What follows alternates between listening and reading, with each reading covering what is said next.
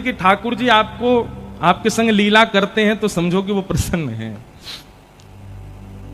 आज भी एक वैष्णव ने मुझे 2-3 बात आई हैं लिख करके। एक ने मुझे कहा कि महाराज जी, कल वो सुबह से ही विचार कर रहे थे कि एक भजन जो कल हमने गाया, नाम रस मीठा रे कोई पीवे कोई पीवे, तो बोले महाराज जी हम सुबह से ही विचार कर रहे थे, सुबह से ही उस भजन को सुन रहे थे और कथा सुनते सुनते बीच में ही घर वाले लेने आ गए।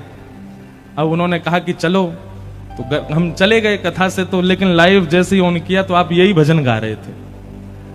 तो फिर उन्होंने अंत में एक बात लिखी कि महाराज जी प्रश्न ये है कि जब लाल जी ने हमारे मन की बात सुन ही ली थी, सुबह से जब हम उस भजन का चिंतन कर रहे थे, और मैं वो कोई भजन रेगुलर बेस पे नहीं गाता, कभी कथा में कभी कभी मन हो जाए तो गा देता हूं, और मुझे आता भी नहीं है अच्छे से, जब शुरू हो जाता है तब ढूंढता हूं मैं कहां है तो उसको गाऊं। कल पता नहीं क्यों गा दिया, और जबकि उसको गाने के लिए खूब ताकत भी लगानी, गले में ताकत थी नहीं, फिर भी क्यों गाया मुझे नहीं पता। तो आप श्री ने अपने पत्र में अंत में लिखा कि जब ठाकुर जी ने मन की बात सुन ही ली थी तो फिर पद तब क्यों नहीं गवाया जब मैं बैठी थी, जब हम चले गए पंडाल से तब ही क्यों गवाया।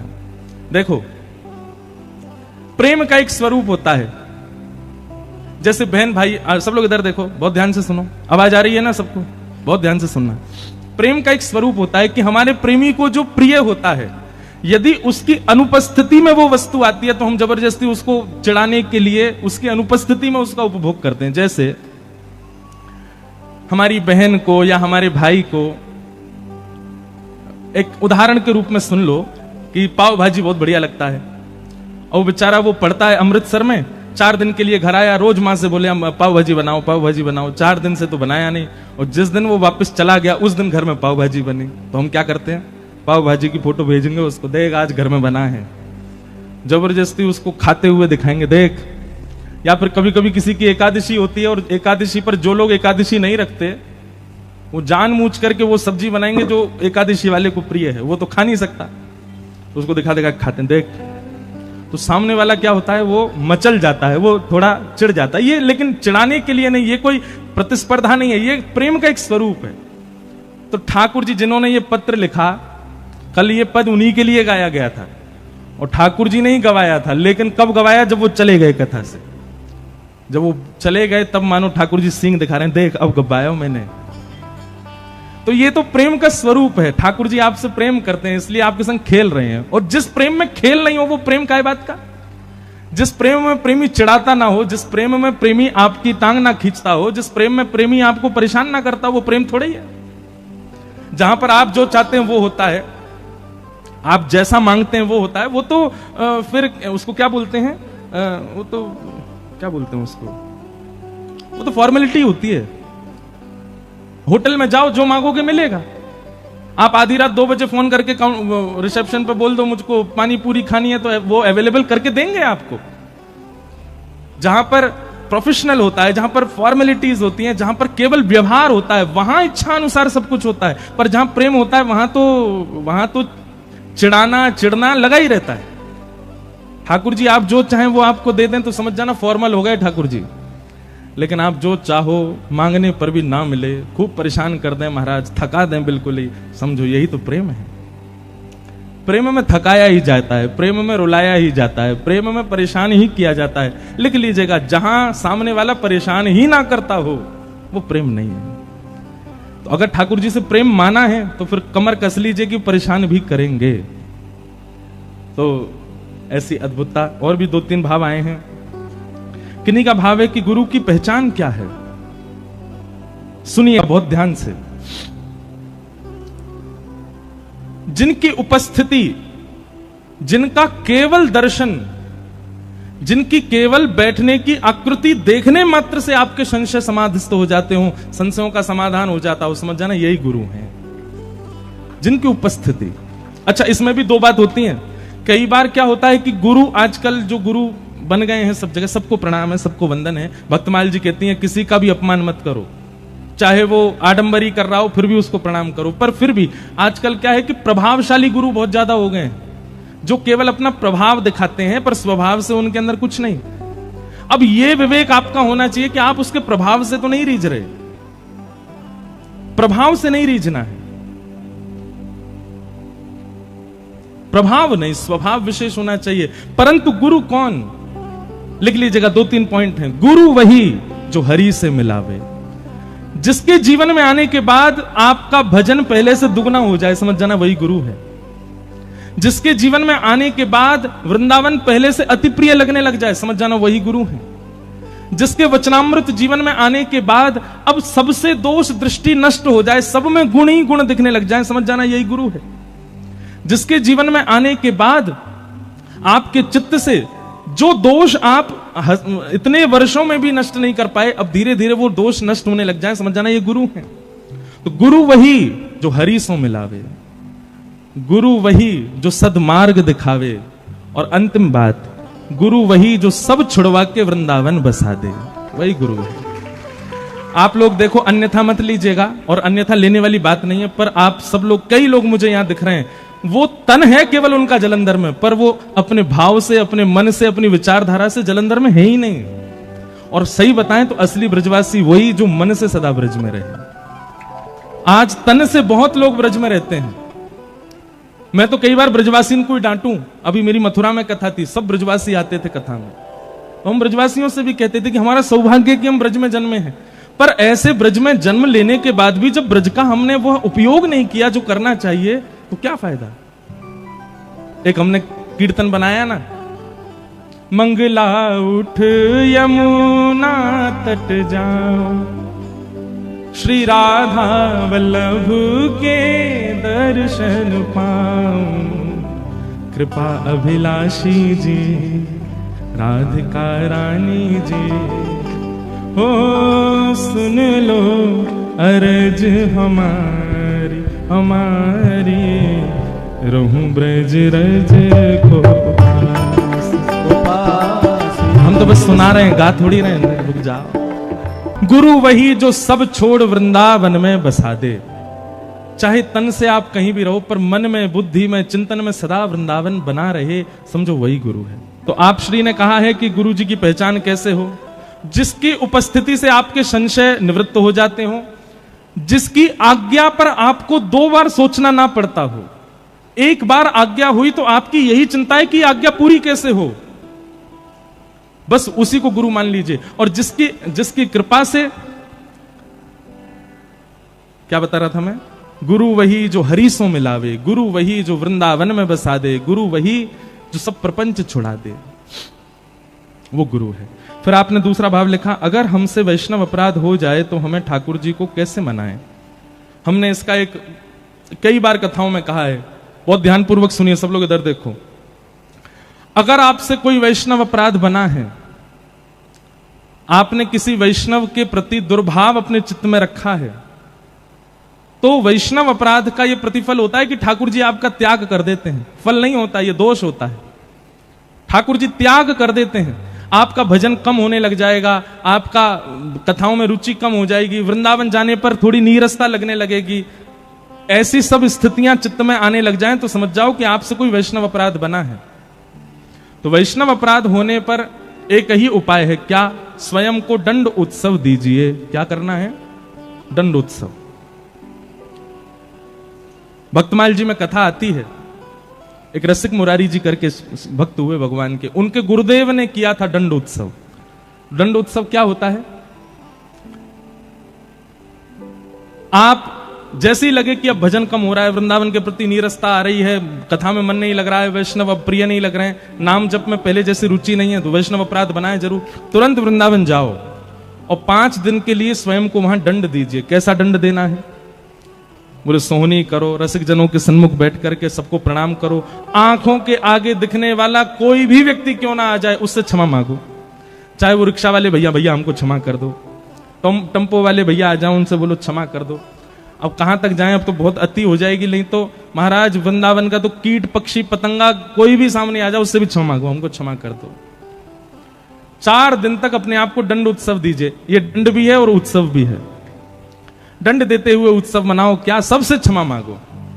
और फिर अंतिम दिन झरा भंडारा करो किसी भी आश्रम में जाकर के, खूब सारे रसिकजनों को बुला करके सबको भोजन प्रसाद पवा करके दक्षिणा दे करके सबसे क्षमा मांग करके फिर लौट करके जलंधर आओ। देखना आपका भजन बढ़ जाएगा, आपका पुनः कथा में प्रति रुचि बढ़ जाएगी, वृंदावन के प्रति प्रेम बढ़ जाएगा, फिर से ठाकुर जी के प्रति प्रिय लगेगा। वैसे देखो, हर महीना अपने आप को दंड उत्सव दिया करो, 2 दिन का, 4 दिन का, 1 दिन का, जितने दिन वृंदावन में रहते हो उतने दिन दंडोत्सव करके आओ, सबसे क्षमा मांग के आओ, क्योंकि हमसे अपराध बनते ही बनते हैं। क्षमा मांगने से अपराध नष्ट होता है, वैष्णव अपराध।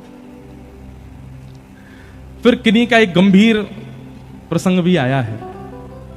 उन्होंने कहा है कि महाराज जी आप कहते हो तजोरे मन हरि विमुखन को संग, हम नहीं कहते, गोस्वामी श्री सूरदास जी महाराज कह रहे हैं और शास्त्राज्ञा भी कर रहे हैं। फिर आपने कहा कि हमारे पिताजी ने धर्म परिवर्तन कर लिया है, भगवान को गालियां देते हैं, घर में दूसरे धर्म के ग्रंथों का पाठ करते हैं, दूसरे धर्मों का पाठ करते हैं। उनके इस आचरण से हम सबको असहनीयता होती है, उनका त्यागने का मन करता है, त्याग भी नहीं पा रहे, आप आज्ञा करो क्या करें। भैया देखो, सब लोग ध्यान से सुनो, ये संकीर्णता तो बहुत फैलती जा रही है, धर्म परिवर्तन की पूरे भारत में ही फैल रही है, पर पंजाब इसका गढ़ बनता जा रहा है। बहुत ज्यादा लोग अपने धर्म को परिवर्तन, अब ये पता है क्या है, धर्म परिवर्तन किस लिए किया गया? केवल लोभ में आकर के, और लोभ में आकर के आप जो कुछ भी करते हो, पाप के पिताजी का नाम है लोभ। अब उनको तो हम क्या ही समझाएं जो कर रहे हैं ये सब काम। बस ये समझ लीजिए कि एक विवाह होते हुए भी अन्यत्र किसी के साथ में संबंध रखना, उसका जितना बड़ा पाप लगता है उससे कई गुना ज्यादा पाप लगता है धर्म परिवर्तन करने से। सौभाग्य से मिला है हमको हिंदू राष्ट्र, सौभाग्य से मिला है हमको ऐसा जन्म, सौभाग्य से मिला है हमको सनातन धर्म, और हम उसका त्याग करके अन्यत्र किसी के शरण में जा रहे हैं। हमारा कल्याण कैसे होगा? अधोगति तो निश्चित है। लेकिन अब जिनका ये प्रश्न है कि उनके मन में इच्छा हो रही है अब क्या करें, घर में तो ये सब चल रहा है, तो भैया देखो, आप तो प्रहलाद जी को अपना गुरु मानो। प्रहलाद जी महाराज के पिताजी, क्या नाम था उनका? हिरण्याक्ष नहीं, हिरण्यकश्यप। हिरण्याक्ष उनके चाचा जी का नाम है। तो हिरण्यकश्यप जो हैं वो कैसे हैं? ये ऐसे ही हैं, भगवान को गालियां देते हैं, घर में उल्टे सीधे काम होते हैं, सब तरीके से प्रहलाद को रोकते हैं कि तुम भजन मत करो, तुम ये मत करो, तुम। पर प्रहलाद जी ने पता है क्या किया? प्रहलाद जी ने पिताजी का त्याग नहीं किया, अपना भजन नहीं छोड़ा, करते रहे करते रहे करते रहे। सब अपना प्रारब्ध भोग रहे हैं संसार में, सब अपने प्रारब्ध से कर रहे हैं इस संसार में जो कर रहे हैं। तजोरे मन हरि विमुखन को संग, वहां पर सूरदास जी कहते हैं मन से त्याग करो सामने वाली व्यक्ति का, तन से त्याग मत करो। आपको तन से नहीं छोड़ना उसको, मन में जो उसकी स्थिति थी, मन में जो उसका सम्मान था, उसका त्याग कर दो। महादेव ने सती का त्याग किया। कैसे त्याग किया? सती परीक्षा लेकर के आई राम जी की, तो महादेव को पता चल गया कि बताओ इतना विश्वास नहीं, भगवान की परीक्षा लेकर के आई है। और फिर महादेव ने पूछा कि आप कहां गई, तो झूठ और बोल दिया कि मैं तो पास से प्रणाम करने गई थी। महादेव ने क्या किया? सती का त्याग किया, पर त्याग तन से नहीं किया, मन से किया। कैसे त्याग किया? जो आसन बगल में लगाते थे हमेशा, उसको सामने लगा दिया। अब आप हमारे बगल में बैठने योग्य नहीं हो, सामने बैठो, क्योंकि बगल में तो गृहिणी बैठेगी और गृहिणी का भाव आप खो चुकी हो अब। इसलिए जो कोई भी इस प्रकार के हैं जो हरि विमुख हैं और उनसे आपका ऐसा संबंध है कि आप तन से उनको छोड़ नहीं सकते, तो मन से उनका त्याग करो। फिर तो केवल एक व्यवहार मात्र निभाओ कि आपसे हमारा यह संबंध है। तो जब तक इसके पीछे एक कथा सुना है, जगन्नाथ भगवान के एक परम भक्त हुए, मैंने कई बार सुनाई है ये कथा, और ये प्रश्न एक बार नहीं बहुत बार आ चुका है मेरे पास, पर जलंधर में है तो मैं सुना देता हूं। भगवान जगन्नाथ जी के परम भक्त हुए, उनका नाम था अंगद जी। क्या नाम था? अंगद जी। अंगद जी जो थे वो एक राजा के मंत्री थे। बहुत ध्यान से सुनना। अंगद जी की जो पत्नी थी वो बहुत सुंदर थी और अंगद जी उससे बहुत प्रेम करते थे, परंतु पत्नी जो थी वो परम भक्त थी, कथाओं में जाना, सत्संग सुनना, ये सब में उसकी बड़ी रुचि। अंगद जी को कथा वथाओं से कोई मतलब नहीं था। उन्होंने पत्नी से स्पष्ट कह दिया, तुम जहां जाओ कथा सुनो, भक्ति करो, संत महात्माओं को प्रसाद पवाओ, सब करो, मुझसे कभी मत कहना कि ये सब करो, मुझसे नहीं होता। पत्नी बोली ठीक है कोई बात नहीं, आप अपने राजपाट पे ध्यान दो, हम भक्ति करें। अब एक दिन क्या हुआ, एकादशी का दिन था, तो संत महात्माओं ने कहा कि आज आश्रम में कोई उत्सव चल रहा है, सत्संग कहां हो, शांति हो, ऐसी जगह सत्संग हो। अंगद जी की पत्नी बोली आप सब हमारे घर चलो, हमारे घर पे ही सत्संग कर लो। तो सब संतों को लेकर के अंगद जी की पत्नी घर आ गई और वहीं पर ही सत्संग होने लगा। समाज बैठ करके नृत्य कर रहे हैं, कीर्तन हो रहा है, कथा हो रही है। शाम का समय अंगद जी लौट करके आए अपने घर। घर आकर के देखा तो महाराज उछल उछल करके जो है महामंत्र पर सब कीर्तन कर रहे हैं और साधु महात्मा भी सब नृत्य कर रहे हैं और वहां तो कीर्तन कथा चल रही है। अंगद जी महाराज तो क्रोधित हो गए और भीतर जाकर के उन्होंने चिल्लाना शुरू किया, बंद करो ये सब नाटक, क्या कर रहे हो यहाँ पर? ये घर है, तुम्हारा आश्रम नहीं है। ये घर है, ये तुम लोगों का मठ मंदिर नहीं है जो यहां उछल उछल के कीर्तन करो, निकलो यहां से बाहर। अब वैष्णवों को अपने अपमान से इतना बुरा नहीं लगता, पर कथा कीर्तन का कथा कीर्तन का कोई अपमान करे ये वैष्णवों से सहन नहीं होता।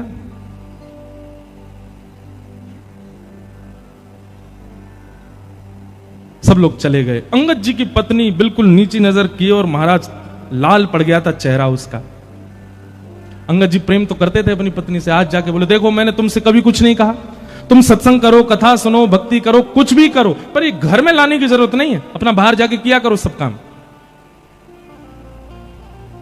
उसी समय अंगद जी की पत्नी बोली, ये बात आप प्रेम से मुझे सत्संग के बाद भी कह सकते थे। कम से कम गुरुजन और इतने सब साधु महात्मा सत्संगी आए थे, उन सब के बीच में उपद्रव तो नहीं करना चाहिए था आपको। और ये मुझसे प्रेम से बात क्यों कर रहे हो? मैं कौन हूं? गृहिणी हूं, पत्नी हूं, केवल इसलिए प्रेम से बात करो। इतना ही प्रेम उनके सामने दिखा दिया होता, वहां तो तुम चिल्ला रहे थे। अरे जिन गुरुजनों के चरणों में प्रणाम करती हूं, जिन संत जनों को मैं वंदन करती हूं, उनके सामने तुमसे प्रेम से नहीं बोला गया, मुझको प्रेम दिखा रहे हो। सुनिए, आपके इस कृत्य की क्षमा तो नहीं दे सकती मैं आपको, पर मैं आपको छोड़ करके भी नहीं जा सकती, क्योंकि मैं पतिव्रता नारी हूं, आपके साथ रहना पड़ेगा मुझको। पर मेरा आज से नियम होगा, क्या? मैं घूंघट करके रहूंगी, आपको ना तो अपना मुख दिखाऊंगी ना आपका मुख देखूंगी। आपके लिए भोजन बनाऊंगी, आपके बर्तन कुर्तन जो करना है सब काम करूंगी, घर के जो भी गृह गृहस्थी के काम होते हैं सब निभाऊंगी, लेकिन ना आपका मुख देखूंगी ना अपना मुख दिखाऊंगी। ये मेरा आज प्रण है। अंगद जी की पत्नी ने, अब इसको आप क्या समझेंगे? तन से वो संगी ही है, पर मन से त्याग कर दिया उसने। अब अंगद जी की पत्नी पूरे दिन घूंघट में रहती है। एक दिन, 2 दिन, 4 दिन, 5 दिन बीत गए। अंगद जी बोले, अब मान जाओ। पत्नी नहीं मानी। बोले, मृत्यु को प्राप्त हो जाऊंगी घूंघट में, लेकिन आपको मुख नहीं दिखाऊंगी ना आपका देखूंगी। 1 महीना बीत गया। अंगद जी अब उदास रहने लगे, घर जाने का मन ही नहीं होता। क्यों? पत्नी बात ही नहीं करती है। तो एक दिन अंगद जी अपने घोड़ा पे बैठ के कहीं जा रहे थे, तभी देखा कि महाराज वैसा ही सत्संग कहीं चल रहा था। लोग उछल उछल करके कीर्तन कर रहे थे और व्यास मंच पे बैठ के एक कथाकार बढ़िया कीर्तन गा रहे थे। अंगद जी बोले, जाके सुनूं तो सही, इस कथा में ऐसा है क्या जो मेरी पत्नी ने मेरा त्याग कर दिया कथा की वजह से। कथा में पहुंचे, कीर्तन विश्राम होते ही सब बैठ गए, कथा होने लगी। अंगद जी दूर बैठे हैं और दूर बैठे बैठे सुनते सुनते 1 महीना से जितना क्षोभ उनके चित्त में था ना, चंद मिनट की कथा में वो सारा क्षोभ दूर हो गया और उनको इतनी सुख की अनुभूति होने लगी, इतना अच्छा लगने लगा कथा में कि अब तो वो दूसरे दिन समय से पहले आकर के बैठ गए और आकर के पूरी कथा सुनने लगे। पीछे बैठ करके पूरी कथा सुनते। तीसरे दिन अंगद जी जैसे ही आए, आकर के देखा तो आज तो कोई भी नहीं आया। कथा ही विश्राम हो गई। अंगद जी ने पूछा, भैया यहाँ पे कल कथा चल रही थी क्या? वो बोले, कल 7 दिन हो गए पूरे, अब तो व्यास जी चले गए, यहां से कथा हो गई। तो अंगद जी को इतनी व्याकुलता पत्नी के रूठने पर नहीं हुई जितनी व्याकुलता कथा के विश्राम। बोले, अब कब होगी कथा? बोले, कथा तो भैया अब अगले वर्ष होगी, परंतु वो व्यास जी थोड़ी दूर एक गांव है, वहां पर आज से कथा उन्होंने प्रारंभ कर दी है, आपको सुननी हो तो वहां चले जाओ। अंगद जी दौड़ करके गए, महाराज दूसरे गांव में जाके कथा सुनने लगे। अब तो अंगद यही नियम बन गया, अंगद जी महाराज दूसरे गांव में जाके कथा सुनने लगे। इतनी आसक्ति कथा के प्रति हो गई उनकी। अब तो अंगद जी को घर में पत्नी रूठी बैठी है, उससे भी उनको कोई फर्क नहीं। बढ़िया जाते हैं, प्रेम से घर में जाते हैं, पत्नी भोजन खिला देती है, पा लेते हैं, सो जाते हैं, सुबह उठ के राजपात का काम देखते हैं, दोपहर में जाके कथा सुनते हैं। ऐसा नियम चलने लगा। पत्नी के भी मन में होने लगा, पहले तो इनको चिंता थी कि मैं देखती नहीं हूं, अब तो ये चिंतित भी नहीं लगते मुझको। एक दिन गांव में पुनः कथा होने लगी और जैसे ही कीर्तन प्रारंभ हुआ महाराज, तो अंगद जी महाराज पीछे खड़े होकर उछल उछल करके उन्माद नृत्य कर रहे थे।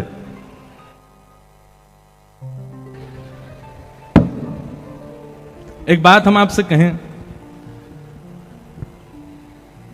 कीर्तन में कभी भी सोच समझ करके नृत्य मत करना। 4 आदमी उठा रहे हैं तब आप नृत्य करो, इससे बढ़िया मत करो। नृत्य कब करो? जब आप स्वयं को रोक नहीं पाओ, तब ही नृत्य करना। इस बात को हम प्रमाणित ऐसे कर सकते हैं, भगवान स्वयं कह रहे हैं, वाग गदगदा द्रवते यस्य चित्तम रुदत्त भिक्षणम हसति क्वचिच्च विलज्ज उद्गायत नृत्यते च मदभक्ति युक्तो भुवनम पुनातु। ठाकुर जी कहते हैं जो सोच समझ करके नृत्य कर रहा है, समझो वो आडंबर है, वो भी दंभ है। पर जिसके पांव रुक ना पाए, जिसके हाथ रुक ना पाए, जिसके नेत्र स्वयं को रोक ना पाए, जिसका मन स्वयं को रोक ना पाए, समझ जाना उसके चित्त में मैं ही खड़े होकर के नृत्य कर रहा हूं, तभी वो नृत्य कर रहा है। इसलिए कभी भी संकीर्तन, कीर्तन, भजन में सोच समझ के नृत्य नहीं। आप स्वयं को थोड़ी देर रोक के रखो, जब लगे कि अब रुका ही नहीं जा रहा तब नृत्य करो, तब समझना कि चित्त में श्याम सुंदरी नृत्य कर रहे हैं, और वो जो सुख होगा ना वो अद्भुत ही होगा। तो ऐसा उन्माद नृत्य कर रहे थे कि महाराज सारी श्रोताओं की दृष्टि चली गई।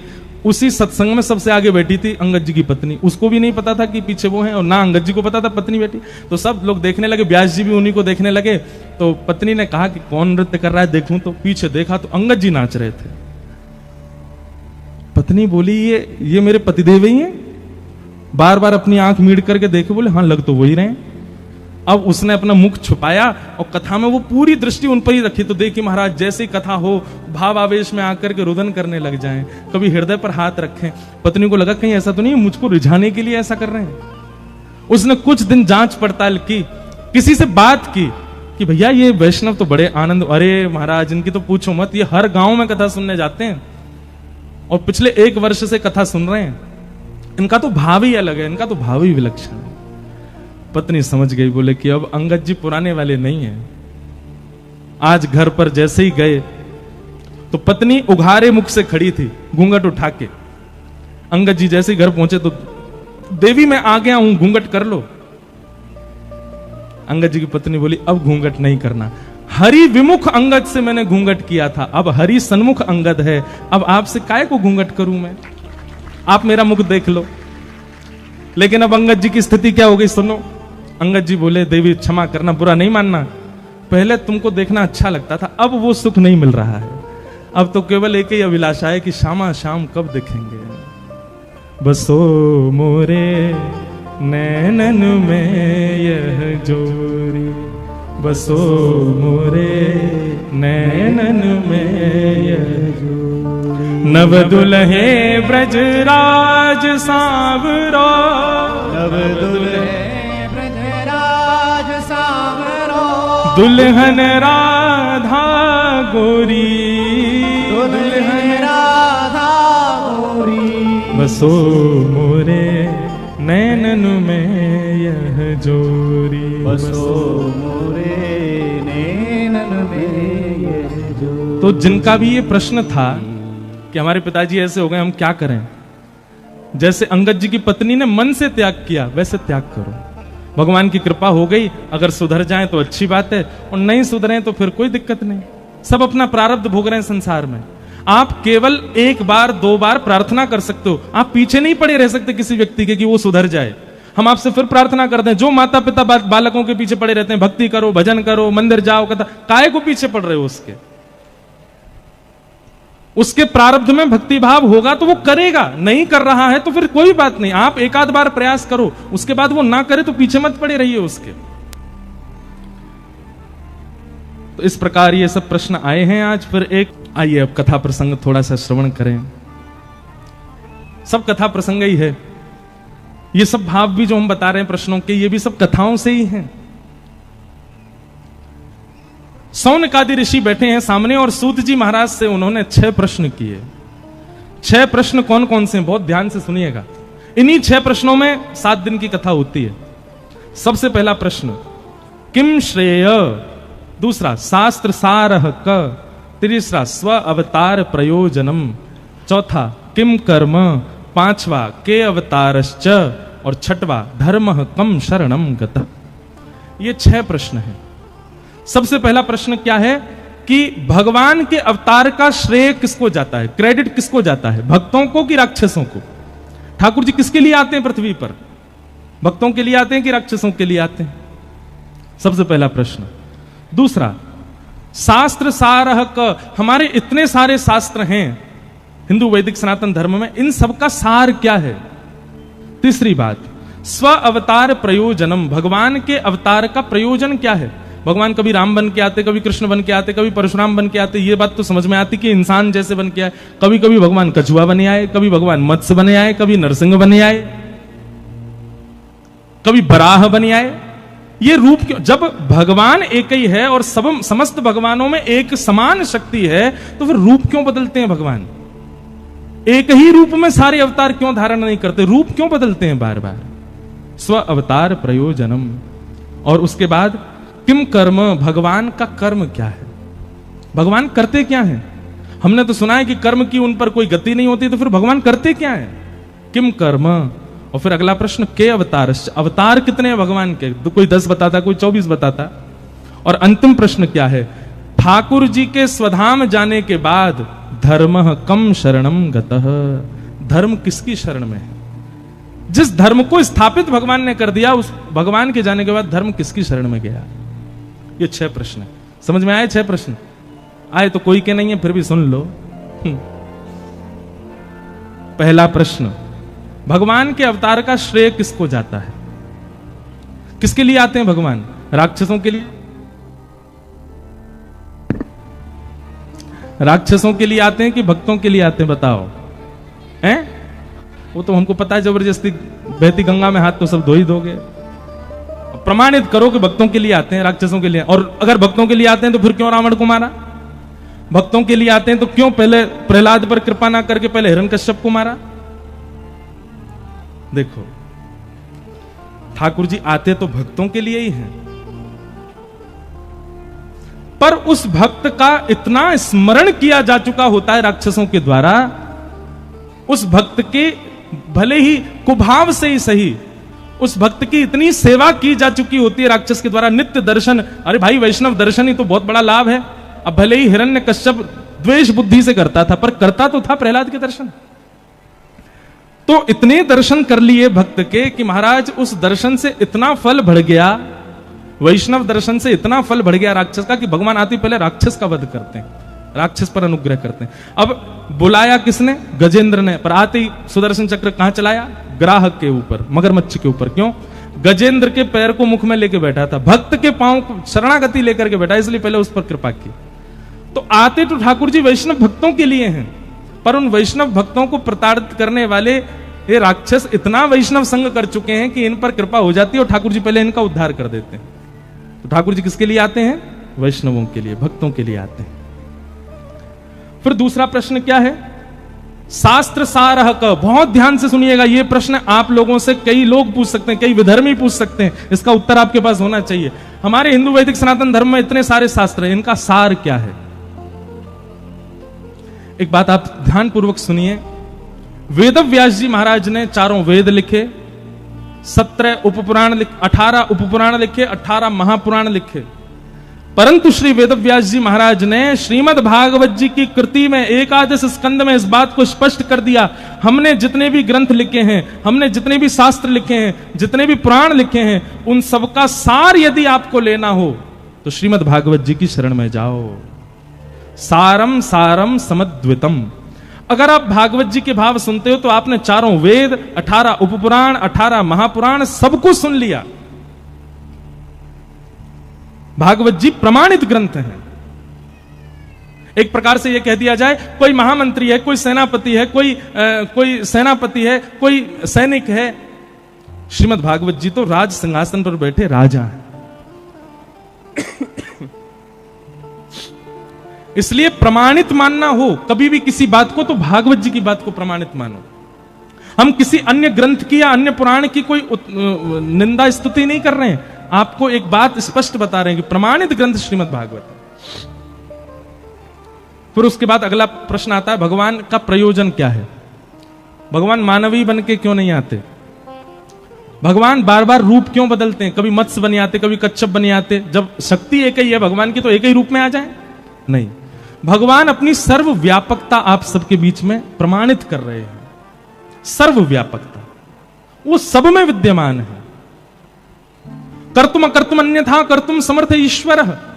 अरे जिस सुगर को सब लोग हीन मानते हैं, जिसके स्पर्श मात्र से नहाना पड़ता है, उसके रूप में भी श्री ठाकुर जी आ जाते हैं। मानो अपनी दो बातें बताते हैं, पहली तो मैं सर्वव्यापक हूं, और दूसरी बात जो सबसे उपेक्षित है, मैं उसके रूप को धारण करने में भी कोई लज्जा नहीं रखता।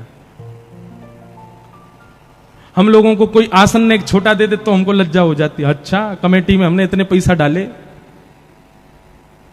हमने प्रचार करवाया, हमको महाराज जी से माला नहीं पहनवाई ऊपर मंच पे, इतने में ही बुरा मान जाते हैं लोग।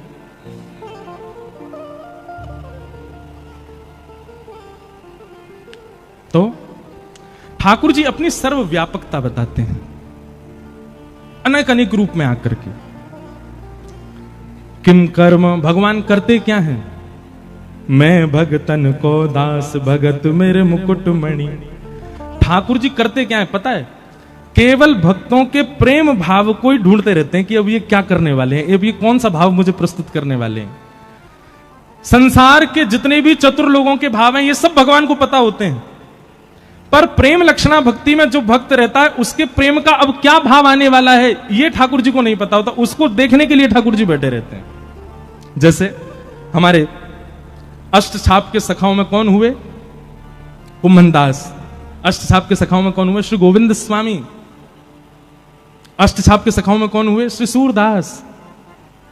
अष्टछाप के सखा श्री गोविंद दास जी की एक लीला आती है कि गोविंद दास, बहुत ध्यानपूर्वक सुनिएगा नहीं तो आपके मन में प्रश्न उठ सकते हैं। गोविंद दास जी एक दिन शौच के लिए गए। सोचो उनकी भक्ति स्थिति कितनी ऊंची है।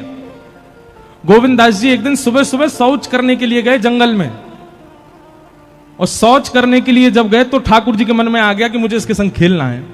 और शौच करते हुए गोविंद दास जी बैठे हैं, शौच निवृत्त हो रहे हैं, और सोई ठाकुर जी वन में पहुंच गए और पीछे से फलन ने तोड़ तोड़ के गोविंद दास पे मार रहे हैं। अब गोविंद दास देखा कौन आया, और पीछे देखो त्रिमंगलली ठाकुर जी खड़े हैं। अब आप विचार कर सकते हो, हम इतने शुद्ध, इतने पवित्र, इतनी मर्यादाओं का पालन करते हैं, तब भी ठाकुर जी के सामने अपने घर की सेवा में जाते हैं, और यहाँ गोविंद दास के साथ में ठाकुर जी ये भी विचार नहीं करते कि वो शौच के लिए जा रहा है। और ये केवल गोविंद दास के साथ हुई घटना नहीं है। इसी कलिकाल में, इन्हीं 50 वर्ष के अंतराल में हमारे गोरखपुर में विराजमान हुए श्री राधा बाबा महाराज। नाम सुना राधा बाबा का? राधा बाबा महाराज की ऐसी अद्भुतता, वे अपने संपूर्ण जीवन काल में कभी वृंदावन नहीं आए, पर उन्होंने वृंदावन के लिए एक ग्रंथ लिखा, एक छोटी सी पुस्तक लिखी, उसका नाम है केली कुंज। और केली कुंज में बाबा ने एक एक बात लिख दी। केसी घाट से बिहारी जी कितने दूर हैं, बिहारी जी से राधा वल्लभ जी की दूरी कितनी है, बीच में कैसे कैसे चौराहे आते हैं, कहां पर भगवान की गौचारण लीला हुई है, कहां पर अक्रूर घाट है, अटल वन कहां पर है, ये सब केली कुंज में महाराज जी ने लिखा है। उनसे किसी ने पूछा, बाबा आप कभी वृंदावन तो गए नहीं, तो वृंदावन को पूरा भाव कहां ते आगो? बोले मैं वृंदावन ना गयो, वृंदावन मुंह में ही रहे, मेरे चित्त में ही रहे। तो किसी ने कहा बाबा आप तन से भी एक बार वृंदावन जाओ, तो वे कहते बोले अगर मैं तन से वृंदावन गयो तो फिर वापस कभी आ नहीं पाऊंगा, या हमारे मैं जाऊं ना हूं। ऐसे राधा बाबा महाराज गोरखपुर में विराजते थे। तो उनकी लीला में एक बात आती है कि वे सुबह सुबह जब शौच के लिए जाते थे, सुबह 4:30-5 बजे, एक माताजी, बूढ़ी माताजी उनके पीछा करती थी। और जब वे शौच के लिए दूर वन में बैठे होते तो वो माताजी एक झाड़ी के पीछे बैठ के बाबा को देखती थी। तो बाबा के किसी शिष्य परिकर ने ये देख लिया, उसने माताजी को पकड़ के कहा, बोले हे मैया सुनो, तुम, हम सब जानते हैं तुम सुबह सुबह जाती हो बाबा के पीछे, है शौच के समय तो कम से कम ये सब नहीं करना चाहिए आपको। संत महापुरुष हैं बेचारे, पूरे दिन दर्शन देते हैं, दुनिया भर के लोग दर्शन करने आते हैं, पूरे दिन दर्शन किया करो, आप सुबह सुबह क्यों जाती हो उनके पीछे? तो माताजी के नेत्र सजल हो गए, वो बोले मैं बाबा के पीछे नहीं जाती। तो बोले बाबा जब सुबह सुबह शौच के लिए जाते हैं ना, तब इनके पीछे नन्हों से, सांवरों सलोनों से एक बालक जावे, और वो बाबा के सामने ही बैठो रहे। वो पूरे दिन नहीं रहता, वो सुबह सुबह जब ये शौच के लिए जाते हैं तभी आता है। मैं तो उस बालक को देखने जाती हूँ। और बाबा जब शौच में बैठे होते हैं ना, तो इन दोनों की आपस में चर्चा चलती है, बड़े ठाके मार मार के दोनों हंसते हैं, मैं तो वो देखने जाती हूँ। मतलब आप विचार कर रहे हैं, भक्तों की वो स्थिति जिसको हम परम अपवित्र मानते हैं, उस स्थिति में भी भक्त चले जाते हैं, तो ठाकुर जी वहां भी आ रहे हैं उनके पास। तो ऐसी स्थितियों में ऐसे भक्तों के भाव देखने के लिए, उनका अनुकरण करने के लिए ठाकुर जी, यही कर्म है ठाकुर जी का। कौन भक्त कब कहां क्या कर रहा है, कौन से भाव से मुझको बज रहा है, किस भाव से मुझे अर्पण कर रहा है, वही भाव प्रिय है ठाकुर जी को, वही भाव देखने के लिए ठाकुर जी आते हैं। आहा।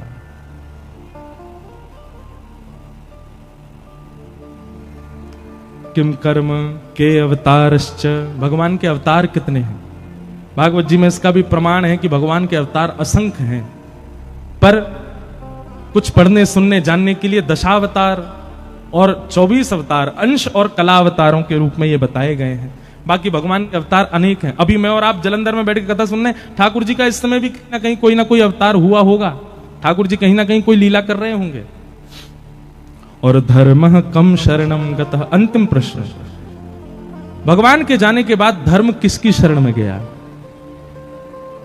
भैया देखो, जिसके लिए धर्म स्थापित किया भगवान ने, किसके लिए धर्म स्थापित किया, मेरे और आपके लिए किया। ठाकुर जी के जाने के बाद धर्म कहां गया, जिसके लिए धर्म स्थापित किया उसकी शरण में है, मेरी और आपकी शरण में। धर्म कम शरणम गतः, ये धर्म हमारी शरण में है। हम धर्म का पालन करते हैं तब धर्म हम पर कृपा करता है। तो धर्म ही हम सब धर्म के शरणार्थी हैं, हम सबको धर्म का पालन करना है। इन्हीं 6 प्रश्नों का अब विस्तार से उत्तर दिया जा रहा है, वही भागवत की कथा है। सूत जी महाराज यहां से कहना प्रारंभ करते हैं कि सवै पुंसाम परो धर्मो यतो भक्तिर अदोक्षजे अहैतुक्य प्रतिहता ययात्मा संप्रसेदति। सवै पुंसाम परो धर्मो यतो भक्तिर अदोक्षजे। बहुत ध्यानपूर्वक सुनिएगा। या तो बंधुओं जीवन में भक्ति आवे नहीं, और आवे तो कैसी आवे, बोले अहैतुकी भक्ति आवे। बहुत सावधानी से सुनिए सब लोग, इधर देखो। या तो भक्ति आनी नहीं चाहिए, और आवे तो कैसी आवे, अहैतुकी आवे। अहैतुकी किसे कहते हैं, चाहे कुछ हो जाए उस स्थिति से ना विच्छिन्न होने वाली भक्ति को अहैतुकी भक्ति कहते हैं। आप लोग ये बात तो भूले ही जाइए कि आपके जीवन में यदि भक्ति आएगी तो कोई कष्ट नहीं आएगा, संकट नहीं आएगा, बल्कि मैं तो ये बात कह दूं तो सामान्य स्थिति से ज्यादा आएगा। आप सामान्य जीवन जीते थे तो सामान्य जीवन में जितना कष्ट, जितना संकट आपके जीवन में था ना, उससे 1% ज्यादा आएगा भक्ति मार्ग में आने के बाद। और क्यों आएगा इसका भी प्रमाण है। सुनो, हम आप सब लोगों का जीवन प्रारब्ध पर निर्भर होता है। अपने पूर्व के कर्मों को ही हम सब भोग रहे होते हैं। अब ठाकुर जी ने हमारा जीवन जो है वो कैसे डिजाइन किया होता है कि कुछ कष्ट ये भोगेगा 15 वर्ष की उम्र में, फिर कुछ कष्ट ये भोगेगा 20 वर्ष की उम्र में, फिर कुछ कष्ट ये भोगेगा अपने विवाह के बाद 31 वर्ष की उम्र में, फिर कुछ कष्ट ये भोगेगा 40 वर्ष की उम्र में, फिर कुछ आएगा 45 वर्ष में, फिर कुछ आएगा 50 वर्ष में। ऐसे हमारे 80 वर्ष का मान लो जीवन था, तो 80 वर्ष में ठाकुर जी ने कुछ कुछ वर्षों को विभाजित कर दिया कि उन वर्षों में इसके जीवन में कष्ट आएगा।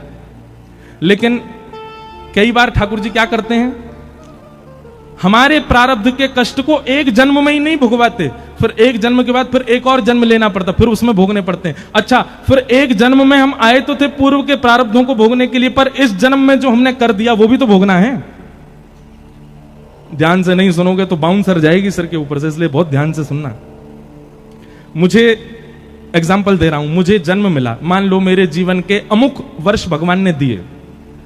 उन अमुक वर्षों में मुझे अपने पुराना लेखा जोखा, जो मैंने कितने जन्मों में मैंने जो कुछ भी किया, वो मुझे इस जन्म में भोगना है। अब इस जन्म में मैं उनको तो भोग रहा था, पर इस जन्म के क्रियाकलाप मेरे अलग ही चल रहे थे। ठाकुर जी बोले पुराना मुड़े ही मार ले, हमें कैसे चले भैया। बोलो वृंदावन बिहारी लाल। सुनो, इसको यहीं धर जाओ, यहीं रख दो ऊपर ही। ये बंद होगा तो वो उठा लेंगे, तुम चालू रखना, ठीक है? ऐसे मत रखो यार, बहुत अजीब लगेगा। हाँ, यूं रख दो बस, ये चल रहा है। बोलो वृंदावन। आवाज आ रही है? नेक बढ़ा दियो भैया। आज स्वास्थ्य ठीक हुआ तो माइक खराब हो गया। क्या बता रहा था, मैं तो भूल ही गया। अरे बताओ, कोई तो बताओ। कहां था मैं? हाँ, प्रारब्ध। मान लीजिए कि मुझे अमुक वर्ष का जीवन मिला और उस अमुक वर्ष के जीवन में मुझे पूर्व का भोगना था, पर इस जन्म में मैंने अलग अपनी लिस्ट और बना ली। भगवान बोले पुराना तेरा खत्म नहीं हुआ, तेने नए और बना लिए। हम हिसाब बराबर करने के लिए आए हैं संसार में, पर हमारा इस जन्म का तो हिसाब अलग ही बही खाता खुल गया हमारा। पुराना तो खत्म ही नहीं हुआ, नया और खोल लिया हमने। इसके साथ बुरा कर दिया, उसके साथ अनीति कर दी, इसके संग ये कर दिया, उसके इसका लेखा जोखा तो अलग बन गया। अब उसको भोगने के लिए फिर जन्म लेना पड़ेगा। क्या होता है फिर? व्यक्ति जब भक्ति मार्ग को अपना लेता है तो भक्ति मार्ग में उसको क्या सिखाया जाता है? किसी के साथ गलत मत करो, किसी के साथ ऐसा मत करो, गलत खाओ पियो मत, शुद्ध विचारधारा करो। भक्ति मार्ग में वो क्या करता है? इस जन्म में जो जो कर रहा था उन सबको बंद कर देता है। अब इस जन्म का भई खाता बंद हो गया क्योंकि भक्ति मार्ग में आ गया। और जब भक्ति मार्ग में वो नाम जाप करने लग जाता है, वृंदावन जाने लग जाता है, कथा सुनने लग जाता है, खूब ठाकुर जी का प्रेमी होने लग जाता है, तो ठाकुर जी को भी उससे प्रेम हो जाता है। तब ठाकुर जी कहते हैं अब ये मेरा प्रेमी हो गया, अब क्या करें? इसका बही खाता पुराना और इस जन्म का जितना भी है सब इससे अभी भुगवा लो। फिर ठाकुर जी एक के बाद एक, एक के बाद एक, एक के बाद एक भेजते हैं। बोले इसको भी भोग ले, इसको भी भोग ले, सबसे निवृत्त हो, सबको अभी खत्म कर ले, ताकि तुम्हें दोबारा उसको भोगने के लिए आना ना पड़े। इसलिए कई बार भक्ति मार्ग में सामान्य मार्ग से ज्यादा कष्ट आ जाता है। उसको आप कष्ट रूप में मत लीजिए। और यह बात भी आप ध्यानपूर्वक सुनिएगा कि भक्ति मार्ग में आने के बाद भी यदि आपके प्रारब्ध भुग नहीं रहे हैं, कोई किसी प्रकार का मानसिक, किसी प्रकार का तन का, मन का, धन का कोई कष्ट जीवन में नहीं आ रहा, तो इसका मतलब यह है कि अभी बही खाता ठाकुर जी पूर्ण करवा नहीं रहे हैं। उसको करवाएं तो तुरंत कर लो, भोग लो, उसको खत्म करो। लेकिन जीवन में आने वाली किसी भी प्रकार की स्थिति से व्यक्ति जब भक्ति मार्ग का त्याग कर देता, ओ हो भगवान ने मेरे साथ ऐसा किया, भगवान कुछ नहीं होते, सब ये सब इन लोगों ने बना रखा है, ये सब ऐसे हैं, और नास्तिकता को अपना लेता है व्यक्ति, अपने जीवन से छोड़ देता है भक्ति मार्ग को। ऐसे व्यक्ति का पतन हो जाता है। फिर तो भक्ति कैसी होनी चाहिए? अहेतुकी भक्ति होनी चाहिए। जीवन में चाहे जैसी स्थिति आ जाए, आप ठाकुर जी का त्याग मत करो। मैं कथाओं में सुनाया करता हूं कि हमारे अष्ट सखाओं में एक सखा हुए कुम्भनदास। कुम्भनदास जी के एक पुत्र की मृत्यु हो गई और उस पुत्र की मृत्यु की बात सुनकर के कुम्भनदास जी मूर्छित हो गए। दुनिया के लोग बात बनाने लगे, बोले अपने आप को भगत कहते थे, बताओ इतना भी नहीं सुन पाए कि पुत्र की मृत्यु पर बेहोश हो गए। गुसाई जी को जब ये बात पता चली तो गुसाई जी बोले वो पुत्र की मृत्यु सुन के बेहोश नहीं हुआ है। बोले तो फिर कैसे बेहोश हुए? तो जाके उनसे कहा, बोले कि मुझे पता है तुम बेहोश पुत्र की मृत्यु की भाव से नहीं हुए, तुम इसलिए बेहोश हो गए हो कि भाई अब सूतक लग गए, मंदिर कैसे जाऊंगा मैं। चिंता मत करो, हम मंदिर की एक खिड़की खोल देंगे और वहां से तुमको सूतक में भी दर्शन हो जाया करेगा ठाकुर जी का। ये बात सुनते ही उनकी मूर्छा टूट गई, वो तो उठ के खड़े हो गए और कहने लगे हाँ हाँ सब क्रियाकलाप करो, पुत्र का जो करना है। उनको पुत्र विरह था ही नहीं, उनको विरह इस बात का था कि ठाकुर जी से दूरी हो जाएगी।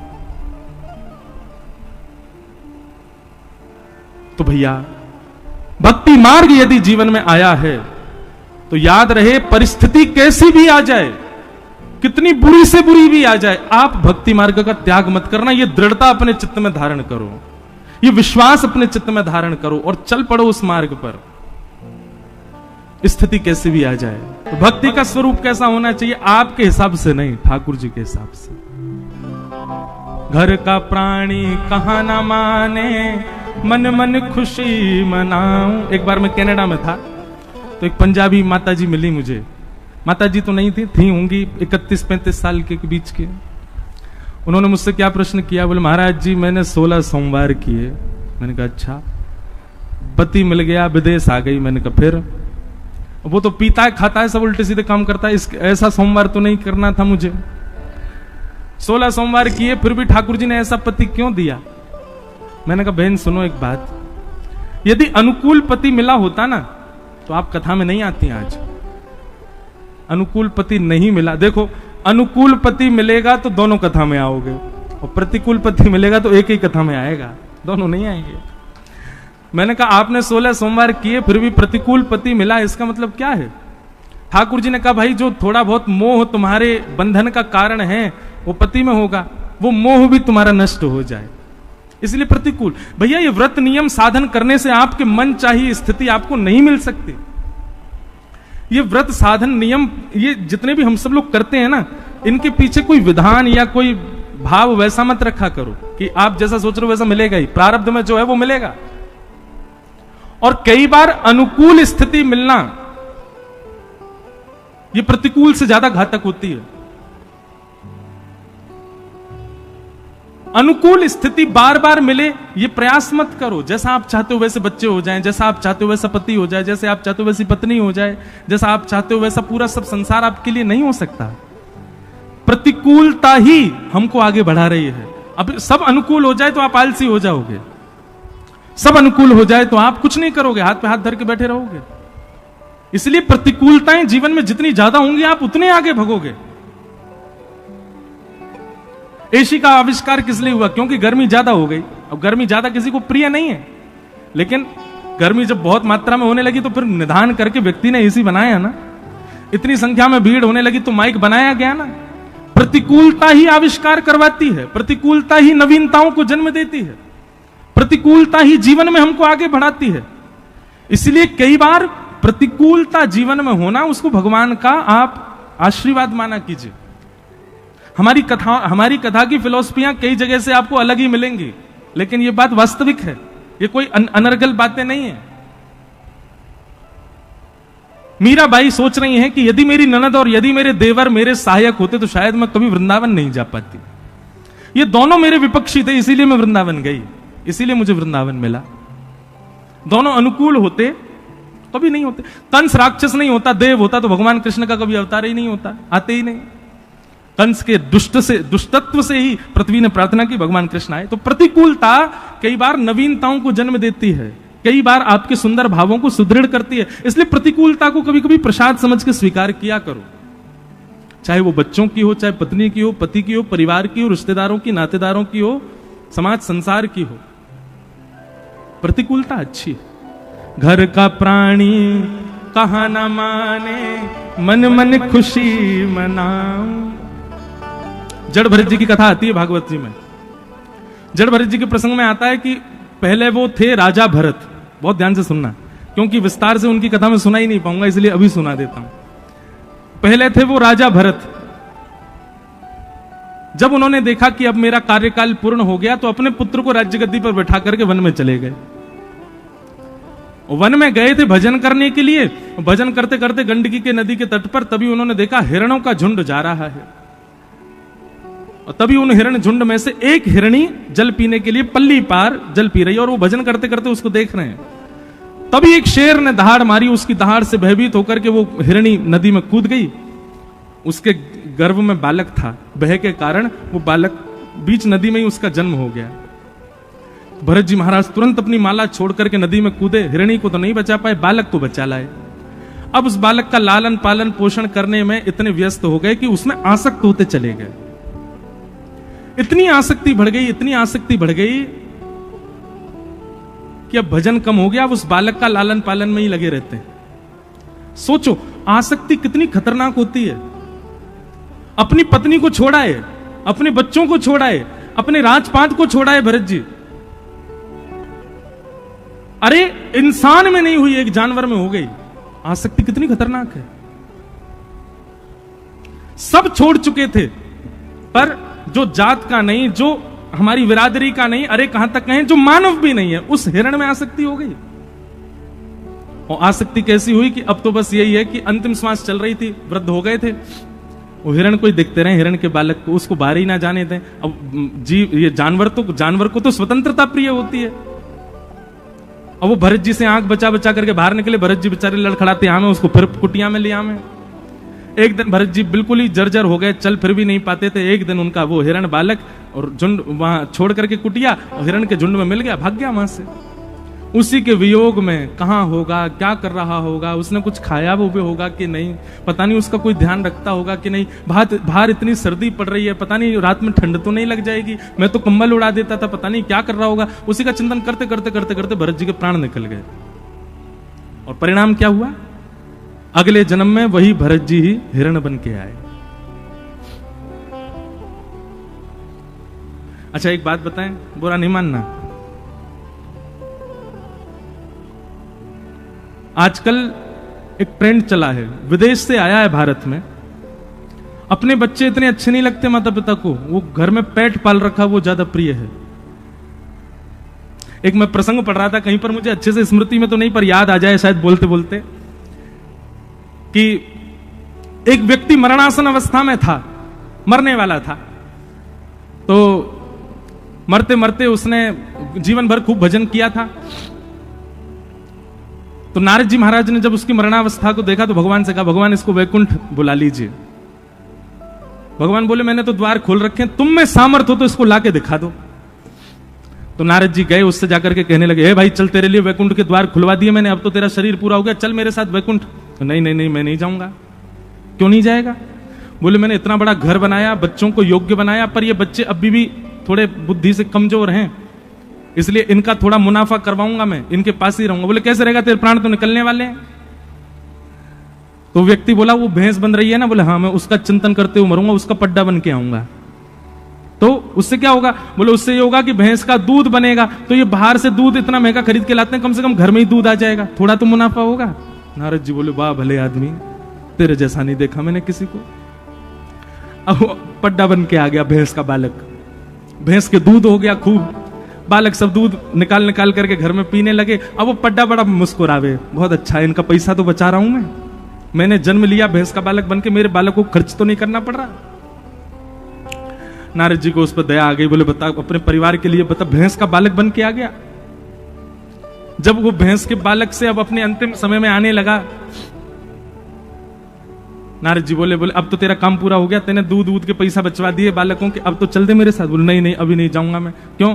बोले बालक जो है ये बड़े जो है रात में तान दुपट्टा गहरी नींद में सोते हैं, इनका घर चौपट्टा सा खुला रहता है, मुझे बड़ी चिंता होती है कहीं कोई चोर चकारे घुस गए तो। बोले अब क्या सोच रहा? बोले अब मैं कुत्ते का स्मरण करूंगा, अगले जन्म में कुत्ता बन के वफादारी करूंगा, इनके घर के बाहर ही घूमता रहूंगा। नारद जी बोले वाह भले आदमी, कुत्ता बन गया। अब वो भारी रहता है, कभी उसमें घर के बालक की डंडा वंडा मार देते हैं, तो नारद जी कहते हैं तेरे को मारते हैं, तेरे को कोई बात नहीं है, तो मेरे बालक ही, मेरे बालकों के बालक हैं, मैंने 2 पीढ़ी तो संभाल ली, मैं संभाल के जाऊंगा इनको। वफादारी करने लगा महाराज, चोर भी आ जाए तो उस पर भौंकता रात में। नारद जी महाराज बोले भैया बहुत लोग देखे, तेरे जैसा नहीं देखा।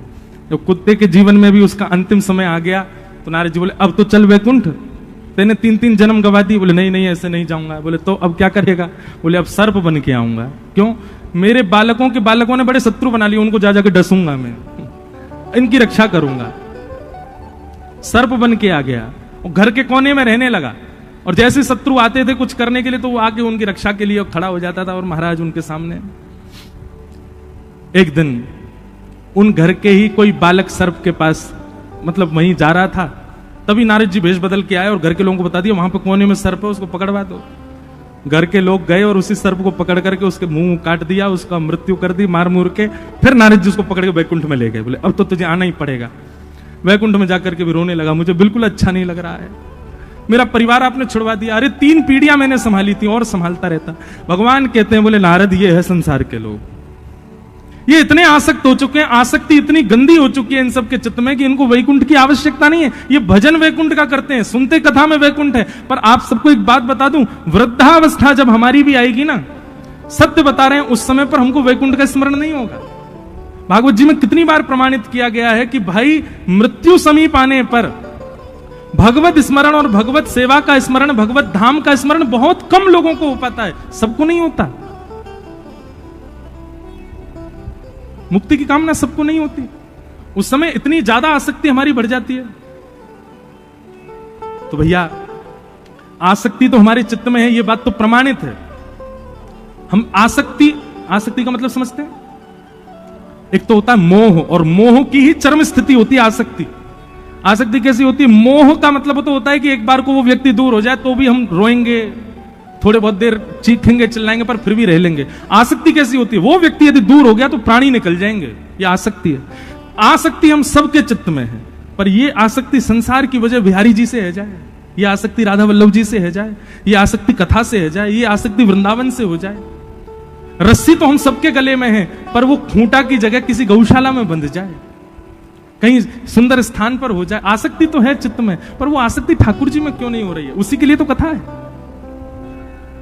तो भरत जी महाराज अपना राजपाट परिवार सब छोड़ के चले गए, पर आसक्ति कहां हो गई? एक हिरण के बालक में हिरण बन गए। और जब दूसरे जन्म में हिरण बने तो उनको याद था कि मैं पूर्व जन्म में भरत था। दूसरे जन्म में उन्होंने ब्राह्मण का स्मरण करते हुए अपने प्राणों का त्याग किया, तो तीसरे जन्म में वो फिर से एक ब्राह्मण कुल में जन्मे, मानव रूप में। और अब की बार वे जन्म से ही कैसे रहे? जड़ की भांति, बिल्कुल ऐसे रहते थे पागलों की तरह। उनके पिताजी ब्राह्मण थे, पिताजी ने उनको याद करवाया, गायत्री मंत्र याद करो। तो ऐसा संत जन बताते हैं 6 महीना तक वो ओम ही याद नहीं किया उन्होंने। क्यों? कहीं पिताजी के द्वारा बताए गए मैंने मंत्र याद कर लिए, ज्यादा गुणवान बन गया तो पिताजी कल को कहेंगे गृह प्रवेश करवाया, शादी पढ़वाया, किसी की मृत्यु हो गई है वहां पे अंतिम संस्कार करवाया, फिर से संसार में फंस जाऊंगा। अब के मुझे संसार में फंसना नहीं है। तो बचपन से कैसे रहे? जड़ के भांति, इसलिए उनका नाम पड़ गया जड़ भरत। एक बात तो बहुत प्रमाणित है बंधु, बहुत गुणवान होना एक प्रकार से बहुत संसारी होने का भी एक लक्षण है। पर कैसे? बहुत गुणवान है किसके लिए? संसार के लिए। आपसे चाय बनानी बहुत अच्छी आती है तो लाख आदमी आ जाए घर पे, तू ही बना चाय, तो तू ही बना के लाएगा, तेरे हाथ की से ही सिर दर्द दूर होता है मेरा। और तुम यहां बेचारे बुखार में पड़े हो, बेटा थोड़ा ही तो टाइम लगे, तू बनाया। आपने सब्जी बढ़िया बना दी तो पूरे घर में आपको ही ढूंढा जाएगा, कहां है सब्जी, बना जल्दी, कुछ बढ़िया सी बना दी हो, कि तेरे हाथ में स्वाद बहुत है। आप यदि किसी गुण में श्रेष्ठ हो और उससे आपने एक बार संसार को रिझा दिया, संसार पीछे ही पड़ा रहेगा कि भाई तू ही कर। लेकिन हमारे संत जन कहते हैं कि जब गुण से संसार रीझ करके बार बार आपको पकड़ता है, उसी गुण से कभी ठाकुर जी रीझ गए तो भी बार बार आपको ही पकड़ेंगे। अरे सूरदास जी को पकड़ के बैठा देते ठाकुर जी सामने, बोले पद सुनाओ। हितरवंश महाप्रभु को ठाकुर जी कह करके बोलते थे मुझे पद सुनाओ, मुझे सुनना है आपसे। हमसे क्यों नहीं कहते? क्योंकि हमने अपने गुण का प्रयोग संसार को रिझाने में लगा रखा है। एक बार प्रयास करके देखो ठाकुर जी की सेवा में, और बस उस सेवा में यह भाव रहे कि और कोई वाहवाही करे ही ना, बस यही वाह करें। गोविंद स्वामी जी के प्रसंग में आता है कि एक बार राग भैरव गा रहे थे सुबह सुबह, तभी किसी बादशाह ने आकर, कुम्मनदास जी के चरित्र में आता है कि एक बार राग भैरव गा रहे थे तो किसी बादशाह ने पीछे से सुन लिया और सुन करके कहा वाह वाह वाह वाह वाह वाह। कुम्मनदास जी बोले कौन वाह वाह कर रहा है? तो बोले एक महाराज बादशाह वाह वाह कर रहा है। कुम्मनदास जी ने उसी समय अपने राग मालिका ग्रंथ में, जो उनकी राग मालाओं की जो किताब थी, उसमें से भैरव राग का पन्ना फाड़ा और उसके टुकड़े करके उसको कुंड में फेंक दिया। बोले आज के बाद इस राग को कभी नहीं गाऊंगा। क्यों? क्योंकि जिस दुनिया के ब्रह्मांड के बादशाह की वाहवाही सुनने के लिए हम गा रहे थे, उसने तो की नहीं। एक कोई सड़क छाप चलता फिरता बादशाह वाहवाही कर रहा है इस पर। अरे तुम्हारी वाहवाही नहीं सुननी है हमको तो उनकी वाहवाही सुननी है, उसके लिए गाते। परंतु राजा को इतना मोह हो गया कुम्मनदास जी के स्वर से, राजा ने तो अब तो दिन रात उसके मन में वही चलता रहे, क्या स्वर था, क्या आलाप था, क्या राग, जबकि उसके सामने पन्ना फाड़ा फिर भी राजा का मोह हो गया उस राग में। और बादशाह के लिए कौन सी बड़ी बात, गवैया को सामने प्रकट करना। बादशाह तो प्रलोभन देते हैं सोने की मोहरों का और गवैया दौड़े चले जाते हैं। बादशाह ने खूब प्रलोभन दिया लेकिन कुम्मनदास जी नहीं गए। लेकिन स्थिति हो गई कि आए दिन बादशाह के लोग लेने के लिए आते, कुम्मनदास जी बहुत परेशान हो गए। अब यहां परिवार के लोग कुम्मनदास जी से कहने लगे अरे चले जाओ, कुछ मिल ही जाएगा, घर बार बढ़िया बन जाएगा तुम्हारा। पर भक्त की स्थिति कैसी होती है, कुम्मनदास जी से सीखो। कुम्मनदास जी एक दिन चले गए बादशाह के यहां, और बादशाह के यहां जाके बोले कहिए बादशाह क्या सुनना है आपको। बोले वही वाला राग सुनाओ जो उस दिन आप सुबह सुबह गा रहे थे, राग भैरव। अब मैं और आप होते ना तो निश्चित है हम ऐसा गा करके आते या ऐसा कुछ करके आते कि बादशाह हम पे सब कुछ लुटा दे। पर ये भक्त कुम्भन दास है। भक्त का स्वरूप कैसा होता है? कुम्भन दास जी बोले राग आपके मन का और पद मेरे मन का। बादशाह बोले हाँ यही होने दो, सुनाओ। भैरव राग गाया, पर राग में गाया क्या?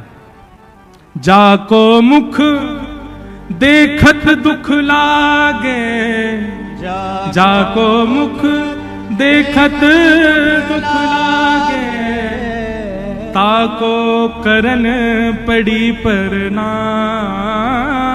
ताको करन पड़ी प्रणाम। भगत को कहा सीख रिसो काम, भगत को कहा सीख।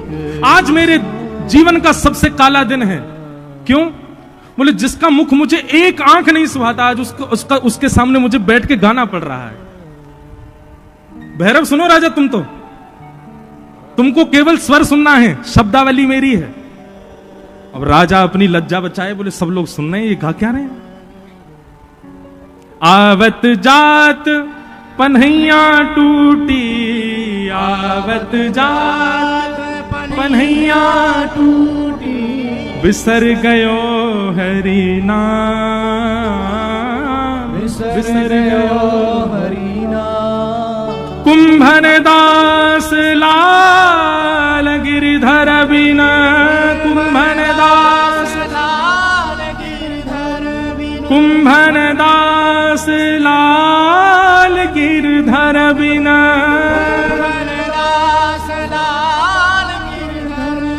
और न दूजो काम, और न दूजो काम।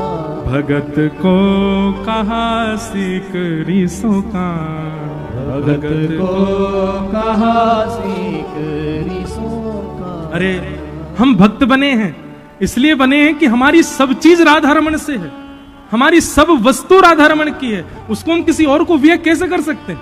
हम किसी और को उससे कैसे लुभा सकते हैं? अरे राजा तेरी मति में ये बात आई नहीं? हम श्रीनाथ जी के द्वार के गवैया हैं, हमारी गायकी किसी को रिझाने के लिए नहीं है, उनके लिए है। आप लोगों को अगर कोई संगीत का जानकार बैठा हो, आज भी हमारे श्रीनाथ जी में नाथद द्वार में दरबारी राग नहीं गाया जाता। क्यों? क्योंकि उसका नाम ही दरबारी राग है, वो राजाओं के दरबार में गाने वाला राग है। बोले जिससे राजाओं ने वाहवाही की हो वो झूठा राग हम अपने ठाकुर जी को थोड़ी। राग बहुत सुंदर है, मैं भी गाता हूं, राग की निंदा नहीं है, पर कितना सूक्ष्म विचार किया है कि जिस पर दूसरों ने अपनी वाहवाही लगा दी हो वो हम ठाकुर जी को कैसे सुना सकते हैं? इतना सूक्ष्म विचार करते हैं भक्त तो। कुम्भन दास जी बोले भैया है गई तेरे मन की? राजा बोला अब अपनी लज्जा तो बचाऊं। हाँ भाई आधा कोष खाली कर लाओ, सारा सब दे दो कुम्भन दास जी को। कुम्भन दास जी बोले भैया मेरी एक बात सुन ले। बोले कहा? बोले तेने अपने मन ते मेरो राग सुन लियो, अब दक्षिणा तो मेरे मन की दे दे। अकबर बोला, बादशाह बोला इससे तो मेरा और मान बढ़ेगा, ये जो मांगेंगे सो दे दूंगा तो सब लोगों में वाहवाही हो जाएगी। कुम्भन दास जी चूकना नहीं, जो चाहिए मांग लो। बोले पहले तू वचन दे, जो मैं मांगूंगा सो देगो, और पूरा पूरा देखो, आधा अधूरा नहीं देखो। बोले अरे आप बादशाह के सामने खड़े, मांगने में चूक मत कीजिए, मांग लीजिए क्या चाहिए। कुम्भन दास जी अपनी झोली फैला करके बोले बादशाह मुझको एक ही वरदान दे दे कि जब तक मेरे तन में प्राण है तब तक तेरो मोह मोह ना देखना पड़े, मेरे सामने कभी मत आइयो, मुंह को अपना मुख मत दिखाइयो और तू मेरो मुख भी मत देखियो, बस यही दक्षिणा दे दे। मुंह को तो कभी देखनो ना पड़े, ब्रजभाषा समझ में आवे ना, मोह तो कभी देखनो ना पड़े, ऐसा वरदान दे। हम मांग सकते हैं कभी? महाराज अभी फोन आ जाए आपके पास में, भारत के प्रधानमंत्री यशस्वी श्री नरेंद्र मोदी जी आपको याद कर रहे हैं, तुरंत भागोगे?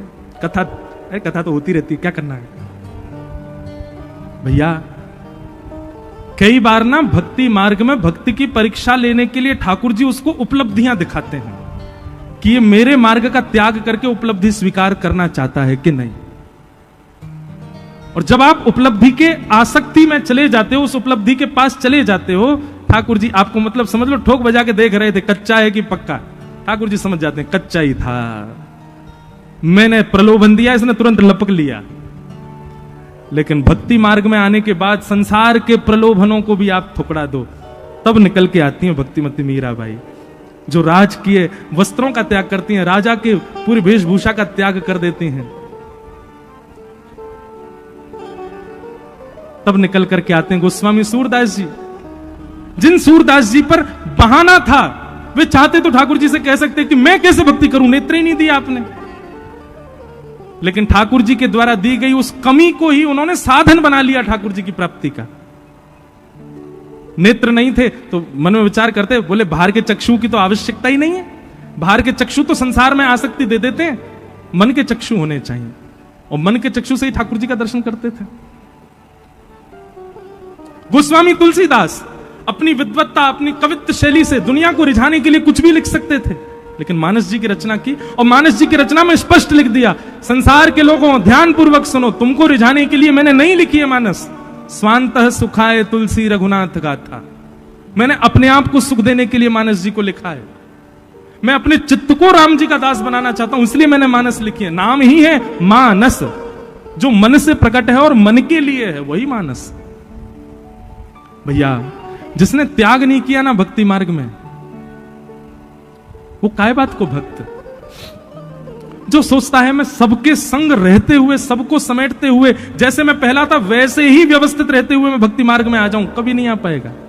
त्याग तो उसको करना पड़ेगा, अपने सुख का, अपनी समृद्धि का, अपने संबंधों का, अपने ऐशो आरामों का, अपने स्वरूप का त्याग तो उसको करना पड़ेगा। त्याग किए बिना भक्ति मार्ग में नहीं आ पाओगे आप। और आ भी गए ना तो आपकी भक्ति कहीं ना कहीं आपसे अपराध बनवाती रहेगी, इसलिए त्याग बहुत जरूरी है। पर भक्ति हो कैसी? भक्ति हो कैसी? अहित की भक्ति। आज दृढ़ विश्वास कर लीजिए, दृढ़ संकल्पित हो जाइए, चाहे कुछ हो जाए जीवन में, चाहे कुछ हो जाए परिवार में, चाहे कुछ हो जाए मेरे साथ में, आपकी भक्ति कभी आपकी विच्छिन्न नहीं होनी चाहिए। महाराष्ट्र के एक भक्त हुए गौरवा काका, क्या नाम था? गौरवा काका। इतनी मधुर कथा उनकी।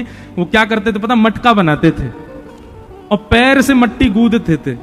तो एक बार विठल विठल विठल विठल विठल विठल कहते कहते अपने पैर से मट्टी गूंद रहे थे, तो उनकी पत्नी जल भरने के लिए गई। 1 साल का बालक गुटमुन चलता था, उसको वहीं बैठा गई और गौरवा को काका को बोल गई, ध्यान रखना बालक है यहाँ पे। बोले हाँ ठीक है। विठल विठल विठल कीर्तन करते करते वो बालक चलता चलता मट्टी में से आवाज आ रही थी तो मट्टी की तरफ चला गया और अचानक से गौरव काका के पैर के नीचे आ गया। गौरव काका को पता नहीं चला, वो तो इतने उन्मत्त होकर के भजन कर रहे थे कि उनका बालक पैर के नीचे आ गया, वहीं उसके प्राण निकल गए। और विठल विठल विठल कीर्तन कर रहे थे। पत्नी लौट करके आई तो देखा बालक है ही नहीं। पूरा घर ढूंढ लिया, नहीं मिला बालक। गौरव काका कीर्तन कर रहे थे, जैसे ही नीचे देखा तो रक्त निकल रहा था वहां पर। धक्का देकर के दूर पटक दिया गौरव काका को, मट्टी हटा के देखा तो बालक मर चुका था। पत्नी ने खूब सुनाई गौरव काका को, अरे काय का बिठल बिठल बजते हो, हमारा बालक छीन लिया हमसे। अरे ये संकीर्तन क्या देगा हमको, जिसने हमारा परिवार नष्ट कर दिया, उस संकीर्तन को तुम सर्वश्रेष्ठ मानते हो। अरे भगवान वो होता है, विधाता वो होता है जो परिवार को समृद्ध बनाए, वो कैसा भगवान जो परिवार को नष्ट कर दे। ऐसी स्थिति आई गौरवा काका के जीवन में। गौरवा काका बोले, देवी देख अपराध तो हुआ, मुझसे हुआ, लेकिन तू कीर्तन को दोष मत दे, तू विठल को दोष मत दे, मेरी गलती है, मेरा अपराध है, तू ठाकुर जी को दोष मत दे। छूना नहीं मुझको, मेरा स्पर्श किया तो मैं देख लेना, तुम दूर रहो मुझसे। कैसे भगत हो तुम भगवान के, हैं? भक्ति के नाम पर अपने बालक का वध कर दिया। गौरवा काका, कथा लंबी है, थोड़ी बड़ी है, गए और जाकर के उन्होंने अपने दोनों हाथ कटवा दिए, क्योंकि हाथों को उन्होंने सौगंध दी थी कि आज के बाद पत्नी का स्पर्श नहीं करना है। एक दिन रात्रि में सो रहे थे तो गलती से पत्नी का स्पर्श हुआ, तो दूसरे दिन बोले तुम दोनों ने विठल की कसम नहीं मानी। गए और किसी कसाई के यहां जाके दोनों हाथ आगे रख दिए, बोले काट दो इनको। इन्होंने विठल की कसम तोड़ दी और बिना हाथ के गौरवा काका घूमने लगे। फिर वर्णन आता है, एक दिन तुकाराम जी का कीर्तन चल रहा था। महाराष्ट्र के भक्तों की भी अद्भुत कथा है। तुकाराम जी का कीर्तन चल रहा था और उस कीर्तन की विलक्षणता कैसी थी, थोड़ा ध्यान से सुनना। कि तुकाराम जी कीर्तन कर रहे थे तो कीर्तन सुनते सुनते मंदिर में बैठे भगवान श्री पंडरीनाथ विठल भगवान, रुक्मणी ऐसे खड़े हैं वहां पे ठाकुर जी, रुक्मणी जी से बोले रुक्मणी जी मेरा बहुत मन कर रहा है कीर्तन में जाने का। देखो तुकाराम जी कितने भाव से कीर्तन कर रहे हैं, मेरा मन हो रहा है मैं भी चला जाऊं वहां पे। तो रुक्मणी मैया बोली आप चले जाओगे, हजारों लाखों लोग बैठ के जो कीर्तन कर रहे हैं वो सब कीर्तन छोड़ के सब आपको देखने लग जाएंगे, कीर्तन में विघ्न डालोगे आप जाके। भगवान बोले मैं विघ्न नहीं डालूंगा, मैं रूप बदल के चला जाऊंगा, मैं छुप के चला जाऊंगा, मैं पीछे जाके खड़ा रहूंगा, पर मुझे जाने दो, मुझे बहुत मन कर रहा है जाने का। तो रुक्मणी जी ने आज्ञा की जाओ। तो ठाकुर जी कीर्तन में चले गए, प्रत्यक्ष ठाकुर जी आ गए कीर्तन में और पीछे खड़े होकर के और कमर पे हाथ धर के झूम झूम करके कीर्तन सुन रहे हैं श्री पंडरीनाथ भगवान। कीर्तन सुनते सुनते ऐसा भाव आया पंडरीनाथ भगवान को भूल गए कि मुझे छुपना है। नाचते नाचते नाचते पूरी जनता के बीच में ही आ गए और घूम घूम करके श्री तुकाराम जी के कीर्तन में नाचने लगे। अरे वहां भक्तों की चरित्र में तो इतना तक लिखा है कि नाचते नाचते नाचते ठाकुर जी को पटका गिर गए, पीतांबरी उतरने लगी, ठाकुर जी अपने वस्त्र ढीले हो करके ठाकुर जी के वस्त्र गिरने लगे। तुकाराम जी कीर्तन, ऐसा नृत्य कौन करता होगा जैसा ठाकुर जी अपने कीर्तन में कर रहे। और उस दृश्य को जितने लोग देख रहे थे सबके नेत्र सजल। अब करताल तो बज रही थी लेकिन ठाकुर जी का नृत्य देख करके ये उन्माद ताल बजाई सबने, ठाकुर जी का नृत्य हो रहा था। उस समय गौरवा काका, आज तक कभी उनको लज्जा नहीं हुई कि मेरे हाथ नहीं है, पर अपने इतने इतने हाथों को ही हिला हिला करके आज रो रहे थे कि मेरे भी हाथ होते, ठाकुर जी के नृत्य में मैं भी ताल बजाता। नाचते नाचते नाचते पंडरीनाथ भगवान ने नेत्र खोले और गौरवा काका को ही देखा। बोले इसकी बड़ी इच्छा मेरे नृत्य में ताल बजाने की। तुरंत गौरवा काका की भुजा निकल आई और गौरवा काका भी ताल बजाने लगे, पंडरीनाथ भगवान के साथ नृत्य करने लगे, आनंद करने लगे। महाराष्ट्र के भक्तों के आप चरित्र सुनोगे ना, आपके नेत्रों से आंसू नहीं रुकेंगे, ऐसे ऐसे भक्त हो। श्री गुरु नानक देव जी का भी श्री नामदेव जी से बहुत प्रेम था। नांदेड़ महाराष्ट्र में तो बहुत बड़ा स्थान भी है हमारे सिख समाज का। मेरी कथा है 2026 दिसंबर में। महाराष्ट्र के भक्त अद्भुत हुए। तो कैसी भी स्थिति आ जाए, गौरवा काका जैसी तो नहीं आएगी, लेकिन फिर भी गौरवा काका ने ठाकुर जी के कीर्तन को, ठाकुर जी के नाम को श्रेष्ठ माना। ऐसे ठाकुर जी के नाम को बार बार, तो इसको कहते हैं अहेतुकी भक्ति। ऐसी अहेतुकी भक्ति का आप सब लोग आश्रय लीजिए।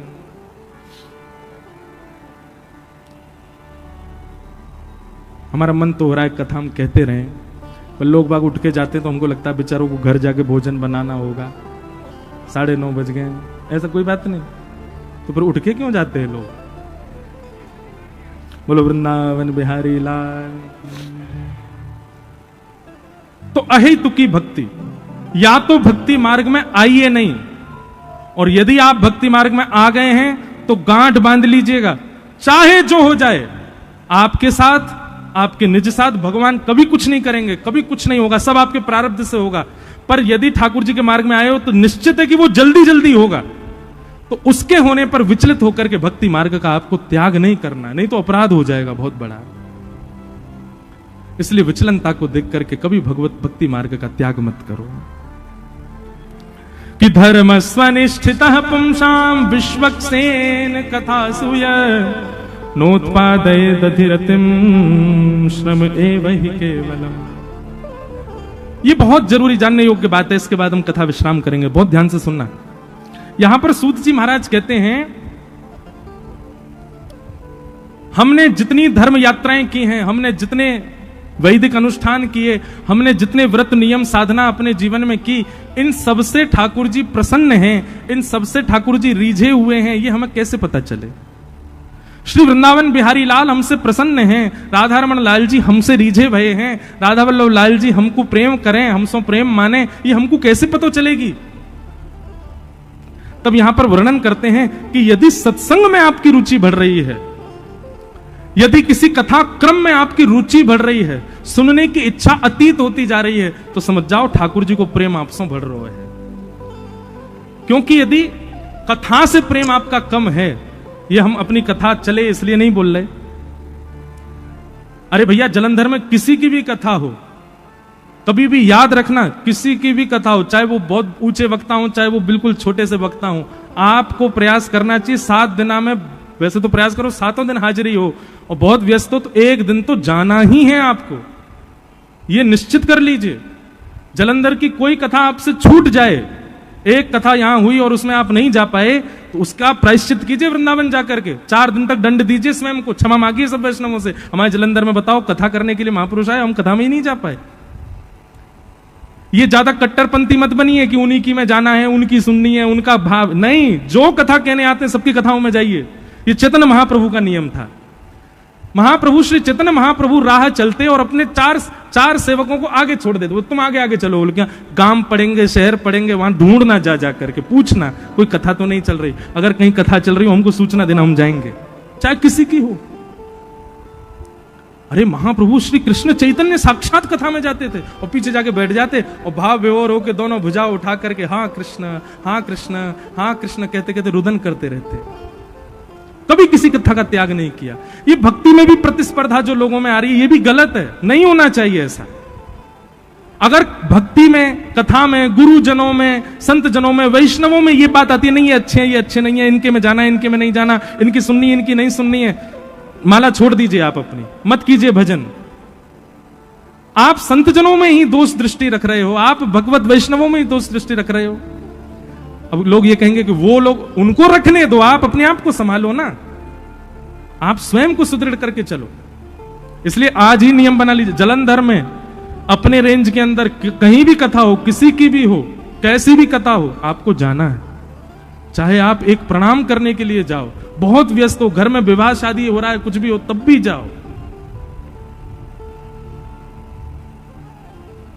क्योंकि कथा में जो आपकी रुचि बढ़ती है ना, उसी से ही पैरामीटर पता चलता है कि ठाकुर जी की आपसे कितनी रुचि है। और ये बात हम नहीं कह रहे, सूत जी कह रहे हैं, धर्मस्वनिष्ठितः पुंसाम विश्वक्सेन कथासु यः नोत्पादये दधिरतिम श्रम एव हि केवलम। यदि कथा में आपकी रति नहीं है तो आपके द्वारा किए गए धर्म अनुष्ठान व्रत नियम केवल और केवल फालतू की मेहनत है, ठाकुर जी आपसे प्रसन्न नहीं है। लेकिन आप व्रत नहीं कर पाते, अनुष्ठान नहीं कर पाते, कथा कहीं भी हो आप तुरंत पहुंच जाते हो, सबसे आगे जाके बैठते हो या सबसे पीछे कहीं भी बैठ जाते हो, कथा जरूर सुनते हो, चाहे कैसी भी कथा हो, आप निश्चित उसमें जाकर के भाव श्रवण करते हो, तो निश्चित है कि ठाकुर जी प्रसन्न है आपसे, ठाकुर जी की प्रसन्नता। इस प्रकार